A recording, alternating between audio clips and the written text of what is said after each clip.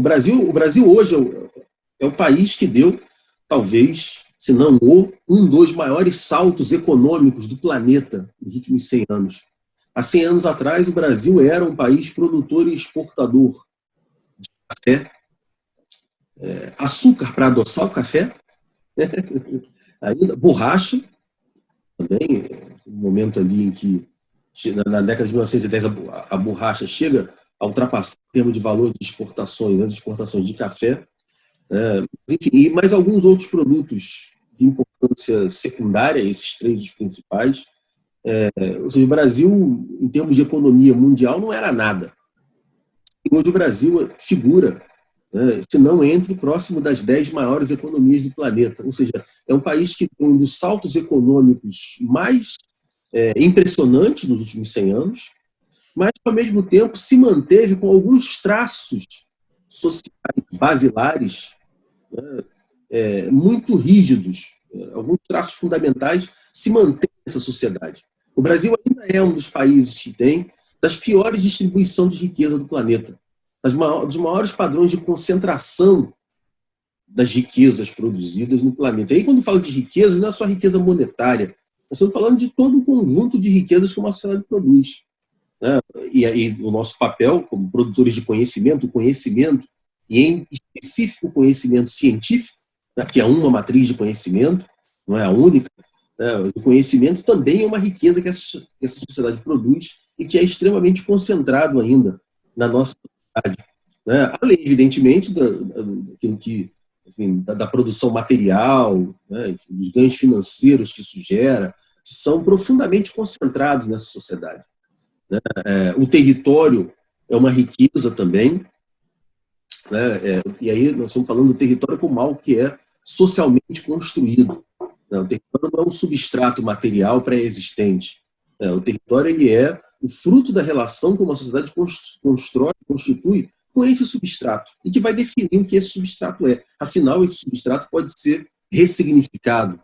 né, relido, retransformado. A ideia e o papel que ele tem na constituição dos projetos de sociedade, né, e que vai definir o uso e a relação que se tem com ele, né, com os elementos que o constituem, enfim,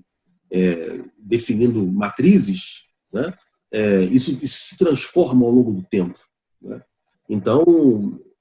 nós vivemos, né, esse é o ponto de partida. Nós vivemos uma sociedade que, apesar de todo o salto econômico, social que deu nos últimos 100 anos, permanece ainda com traços de concentração de riqueza profundos, enfim, que a caracterizavam, né, nos 300 e tantos anos antes, né, no seu processo de fundação,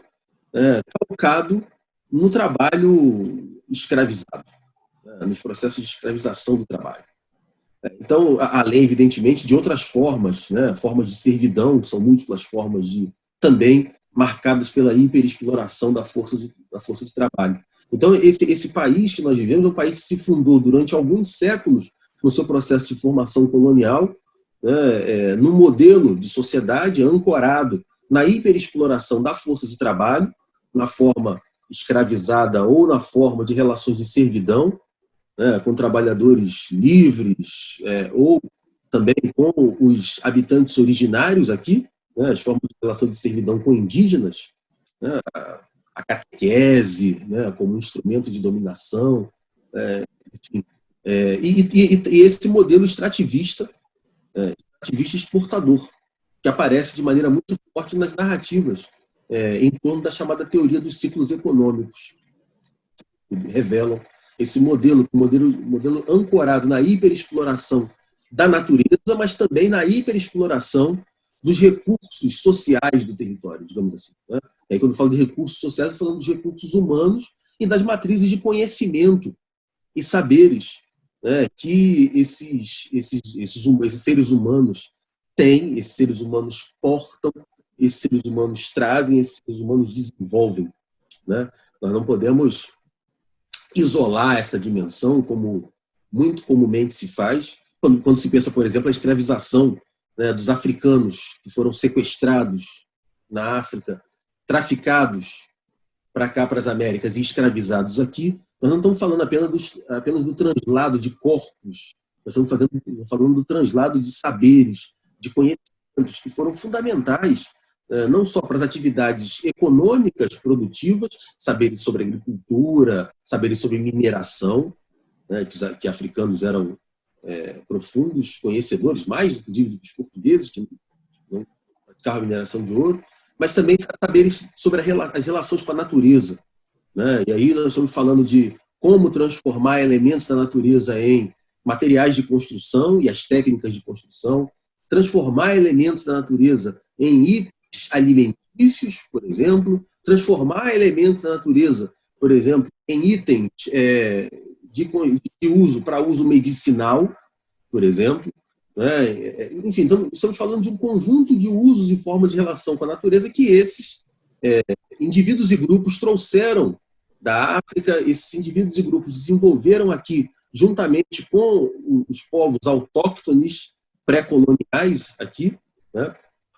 Então, essa hiperexploração dos recursos sociais do território, né, recursos humanos, com as suas múltiplas e variadas formações, né, afinal,